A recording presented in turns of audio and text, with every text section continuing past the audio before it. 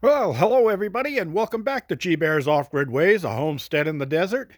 And here we are on the 28th of October, 2019. And yeah, I've been doing a little work today. I got some framing done. I also got the floor joists all into place. I got them bolted to the main cabin. I got them bolted to the new footings on the both sides of the new footings, and I got it bolted through into the original porch. And that's still only the first layer of the flooring on there. The second layer is sitting right here. So that won't go in until I get the walls framed.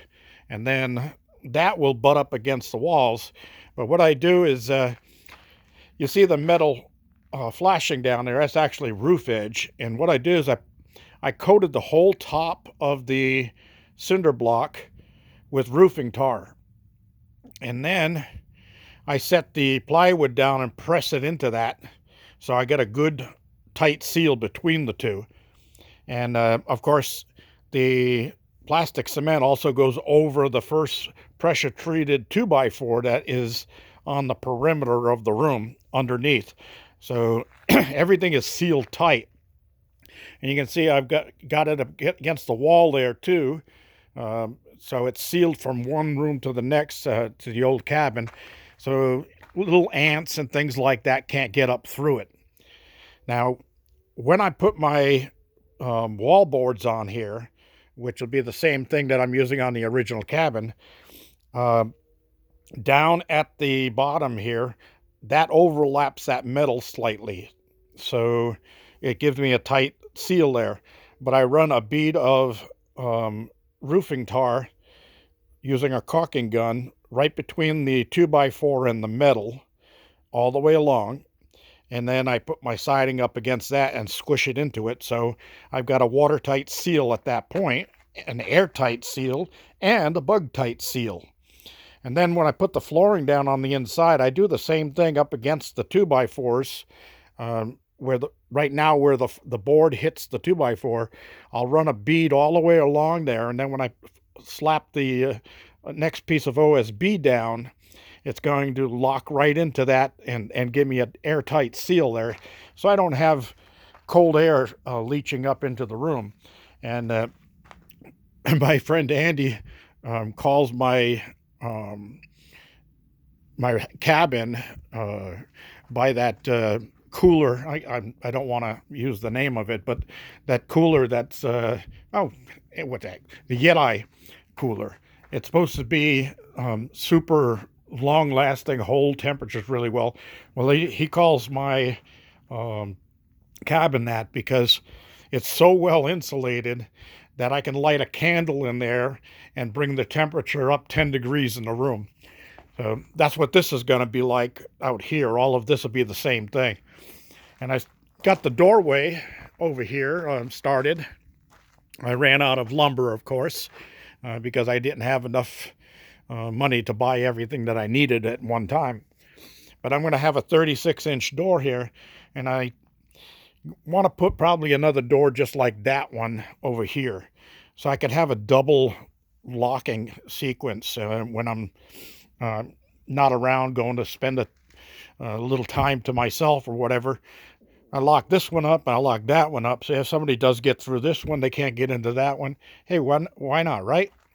I was going to just pull that door and move it out here, and then just put an interior door at that location and use that screen door out here also, because it's the same size as this opening that I'm working on. But who knows? Maybe I'll still do that. Anyway, I got my 4x4 up there on the top for my header that's going to hold the roof up. And I got it notched and locked across the existing wall that goes that way. I've got to pull the gutter out of there before I can put the second plate on the top of that wall. And then that'll lock it out, and it'll come out the same height as this one over here. And then I'll be ready to start closing things in. So I was looking at that stuff. When I bought that originally, it was like $23 a sheet. And I I was just in Home Depot picking up this material that I have here, and I looked at that, and it's over $30 a sheet now. So big jump in that. Amazing. But I'm going to need it anyway. The other thing I'm looking at is I have my gas pipe here. I had to extend it because the other pipe was too short to come through the floor. And yeah, I'll be filling the hole with expandable foam. And then I'll cut that off when it's dry, and I'll put the next piece on, and I'll do it again. So it'll be a nice airtight, bug-tight seal. And of course, this water will move out to that wall there, and then probably come out right under the window on the other side here. And then this water, of course, is where the laundry is going to be. So I'll have the laundry up against this wall, and I'll have this in a closet.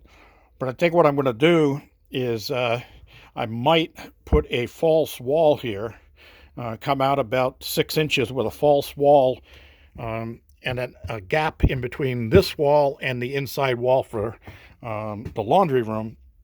And that way I can put all of my piping inside the wall. Then I could also come off of this box for my electricity, because this is on its own 20 amp breaker, and all it runs is the wash machine.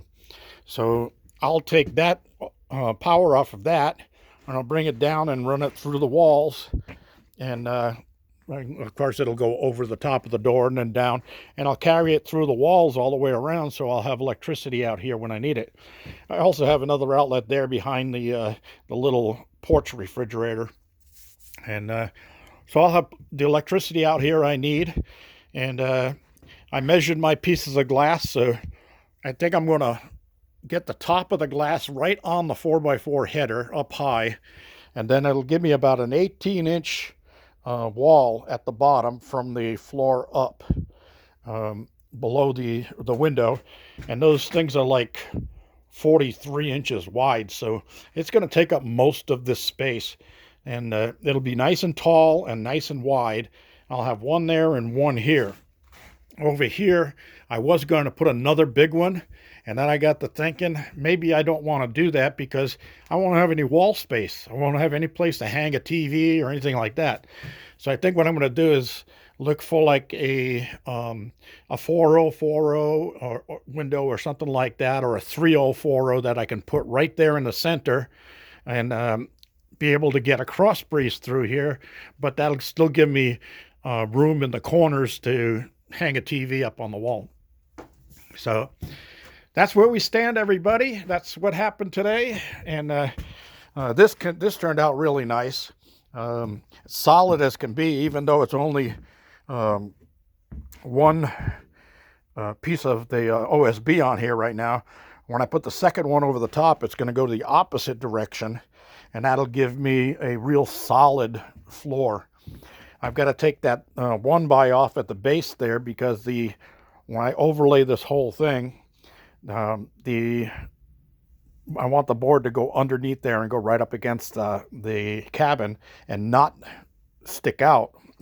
This one does go up against the cabin, but I don't want any gaps there. That'll be a thing for dust and critters and things like that. All right. That's about all for today, everybody. Thanks for joining me. This is G Bear saying, don't forget to give me a thumbs up down there. Please subscribe if you haven't already. And don't forget to share with your friends. And I wonder whatever happened to Natasha from New York.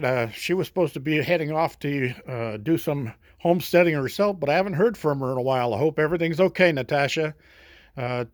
See you all later. G Bear signing off.